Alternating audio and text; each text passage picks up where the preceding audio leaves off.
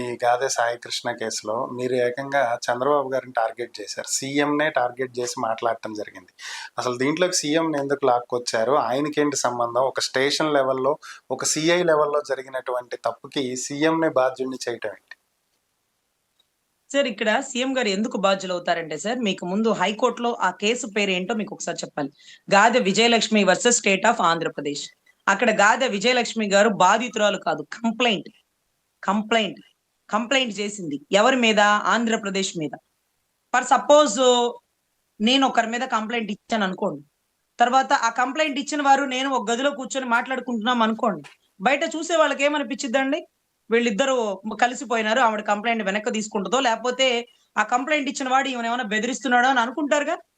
ఖచ్చితంగా.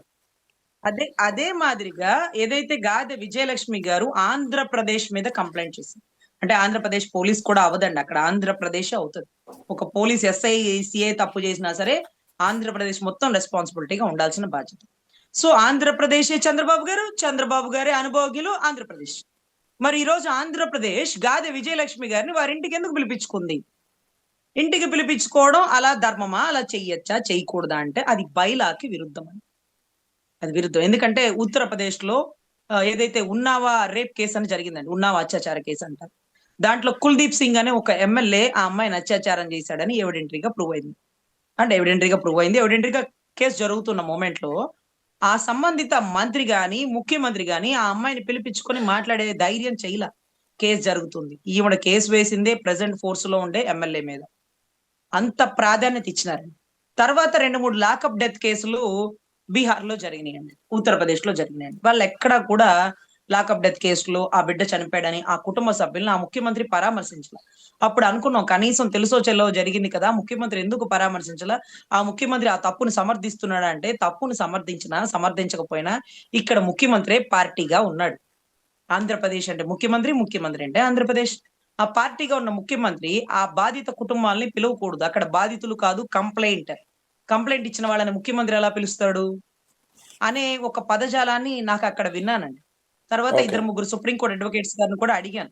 అడిగితే సార్ ఇక్కడ మా రాష్ట్రంలో లాకప్ డెత్ జరిగింది, లాకప్ డెత్ జరిగిన బాధిత కుటుంబాన్ని మాజీ ముఖ్యమంత్రి ఒక పార్టీ ఎమ్మెల్యే గారు వచ్చి కలిసినారు, వాళ్ళ ఇంటికి వెళ్ళి కలిసినారు, ఒక స్టేట్మెంట్ ఇచ్చారు, దీని మీద సిబిఐ ఎంక్వైరీ వేయాలి, ఇది రాష్ట్రంలో లా అండ్ ఆర్డర్ కి విరుద్ధంగా జరుగుతుంది అని గట్టిగా స్టేట్మెంట్ ఇచ్చారు. తర్వాత ఒక 2-3 రోజులకి ముఖ్యమంత్రి గారు వారి ఇంటికి పిలిపించుకున్నారు. అంటే అమ్మా అక్కడ మాజీ ముఖ్యమంత్రి వాళ్ళ ఇంటికి వెళ్ళడం అనేది సానుభూతి. కానీ ముఖ్యమంత్రి అంటేనే ఆంధ్రప్రదేశ్ ముఖ్యమంత్రి స్వయాన ఆ కంప్లైంట్ ఇచ్చిన వారిని వారింటికి పిలిపించుకోవడం అనేది కేసు మనుగడకే దెబ్బ పడుతుంది. సో అలా ఎప్పుడు చేయకూడదు. అది చాలా పెద్ద క్రైము, చాలా బైలాకి విరుద్ధము, చట్ట విరుద్ధము.